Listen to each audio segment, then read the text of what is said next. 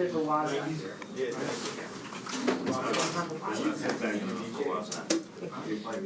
No.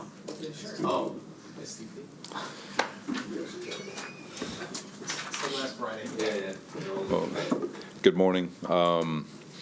Schweitzer won't be available for the game, but other than that, everything is going to be status quo from an injury standpoint. We saw Quincy, MVP.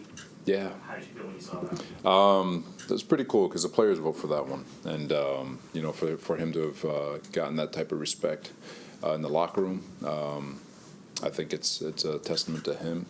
Nobody knows him like his teammates know him, and while he may have been snubbed for the Pro Bowl, he was definitely recognized here. Is it cool too, Robert, just his journey? And he wasn't a top 10 pick that just cruised in his career. No, those are always the fun ones because he was drafted at Jacksonville. He was released 2 years later, I believe, and we had the opportunity to get him, and Joe did a great job.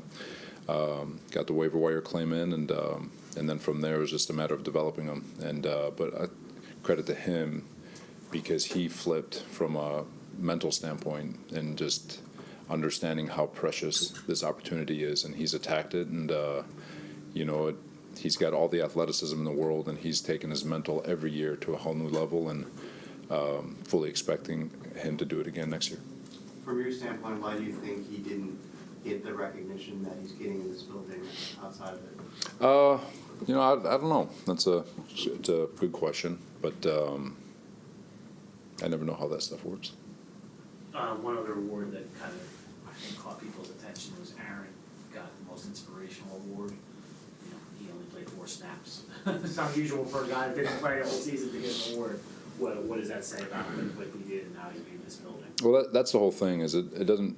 It's not necessarily. Most of these awards, they're not necessarily what's done on the football field. These guys are with each other all the time. They're dealing with the building. They're dealing with every single department. And Aaron's presence. I've said it a million times. That he loves his teammates. His teammates love him. He's so intentional with how he approaches everybody in the building. He's very thoughtful in the way he does things, and he's a tremendous human. He really is, and well deserving of the award. It's not often we go kind of like a whole week without talking about an opposing team's starting quarterback. What are your impressions of Bailey Zappe since the first time going against him? No, for sure, he's a good young quarterback. He gets rid of the ball pretty quick. You could see him working through progression. Does a great job stepping up in the pocket and finding his checkdowns and outlets, keeping the ball alive in terms of being a passer, not just a runner when he scrambles. But he's a good young quarterback. He's definitely a challenge. Going back to Quincy, what do you think he's improved on the most? How does those mental games that you talk about, how did they show up on the field the most from when you got him a couple of years ago? So I've said it up here a million times about the Bruce Lee quote, fear not the man who has 10,000 kicks that he practices one time each, fear the man who has one kick that he practices 10,000 times, or a woman for that matter. But he's just getting him in a position where he could just do the same thing over and over and over again. And so from a mental standpoint, one, being very, very comfortable in what he's being asked to do. The second part of the mental is just taking his deliberateness and his preparation and his awareness of his body and all the different things that it takes to be a professional athlete to a whole new level in each year that he's been here. And he's a special young man, and he has a why and he has a purpose, and he's going to continue to attack it. Robert, I know you don't know him with Belichick well, other than just being colleagues and whatnot, but obviously a lot of speculation this might be his last game up there. Will you have a word with him pregame, postgame, and if so, what would your message be to him, or not message, but just what would you say to him regarding what he's done up there for the period of time he's had success? I always talk to all the opposing coaches before or after the game. Respectfully, I'm going to keep that between me and him, whatever I do say. But I do have an appreciation for just from the outside of him and what he's provided for this game and what he's done for this game in terms of just defense and the way people approach game management, just the different things that are done. So he's a special man. He's done a lot of special things, but I still don't think his ride's over. So. with Quincy, one of the things that that stood out early on here was he played so fast that sometimes it was too fast. He would overrun a play. That preseason hit on Jalen Hurts was memorable, right? Like, and it was kind of what made him really a really good linebacker, but he needed to kind of harness it. Has he done that this year? Yeah, the one thing, I'm sure you guys have heard it, you always want a player where you've got to say whoa rather than giddy up, and he was definitely one of those guys like, dude, slow down. You have all the athleticism, length, and speed where you can actually delay your movement because you can recover. And that's been the whole thing, just delay, and when you know, trigger. And when he triggers, that's where you get that Hayukin uppercut, and because it's so darn explosive. But a lot of that, though, comes with comfort and slowing the game down for yourself, and it has tremendously over the last couple of years for him. And again, it goes back a testament to him and the amount of work he's put into it. What were your thoughts on Sauce and Quinnen getting Pro Bowl starting nods again? Expected. Sauce, I know the numbers aren't out there, but I mean the guy barely gets tested, and when he does get tested, the ball is rarely ever completed. He's a dominant corner in that regard, and Quinnen, same thing. I know the stats aren't there, but you talk about game changers, both of them, where teams deliberately avoid Sauce, and teams deliberately try to pay as much attention to Quinnen as possible, especially in the pass game. You actually when you have to go into a game plan and talk about those two and find creative ways to avoid them, you're deserving of all the attention. With Sauce, is he, what's next for him? I mean, his rise has been so fast, for that position too, to be considered that elite. What's next for him?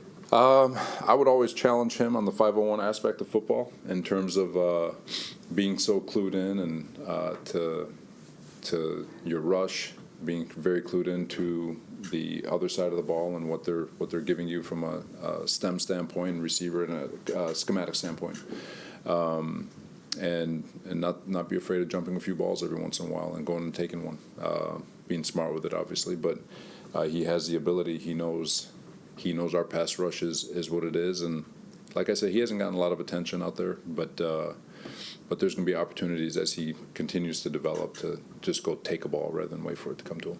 Robert, CJ Mosley got here before you did, and one of the things he really wanted to do was be a part of changing the culture here and turning this place into a winner, which hasn't happened yet, and he's been here for a few years. I'm just kind of curious, how would you describe his ride and what he has meant, to you in that locker room?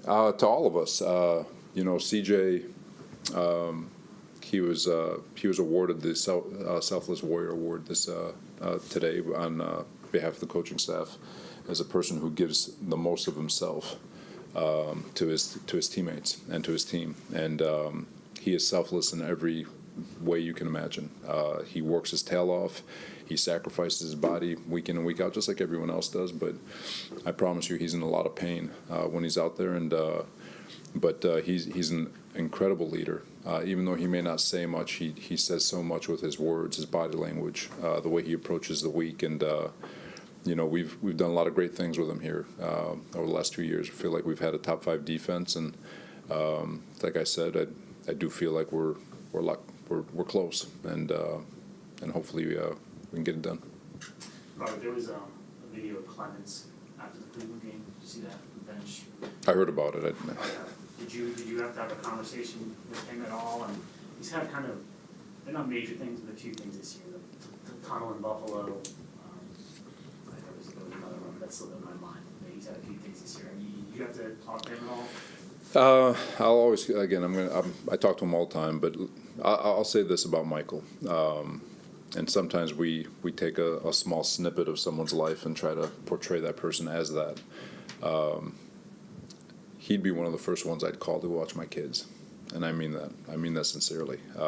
One, because I know they'll be safe, but two, he's an incredibly thoughtful and kind person. Believe it or not. Not to throw shade on his persona, but he's an incredible person, and so while these snippets get put out there, if you truly knew the man, you'd love to be around him. Is it not so much though his character? I don't think these incidents speak that, but is it more of a maturity and professionalism? No, I think some of that fuels him. You know, all of it, all the bickering or the trash talking, if you will. I think it fuels him. I think it gives him energy. And yeah, you always want to hold yourself to the highest degree. And you know, these guys, when they put uniforms on, they transform into something way different, and it's a very dangerous area to be in when you're around them. But that man especially, he plays with a mean streak. But like I said, if you knew him, you wouldn't have a problem with anything he did. With Carter Warren, how would you evaluate how he's handled and grown over these 4 starts, and what's next for him? Again, you know, he missed all OTAs with injury, missed all of training camp with an injury. Got to the 53. I thought he's done a remarkable job for a rookie. His big thing this offseason, and he's still getting better, obviously, another opportunity to get after it this weekend. But, you know, his big deal is going to be, one, have a healthy offseason and get strong, like all these rookies. Find some more strength and come out and compete. How does the weather affect your game plan? I'm not asking you. How much of a factor is that? It's always a factor when it starts snowing, raining. I feel like we've had a lot of weather games this year, and I think we'll be able to adjust accordingly. This sure puts life in perspective this year. Yeah. So today we're honoring the memory of Rory DeCristoforo. She's the daughter of Mark DeCristoforo, the head football coach at St. Peter's Boys High School in Staten Island. She passed away in a house fire at a very, very young age on New Year's Day. And on behalf of the Jets organization, I'd like to extend our heartfelt condolences to the entire family. No parent should ever have to bury their child. All right. Thanks, everybody. Thank you, guys.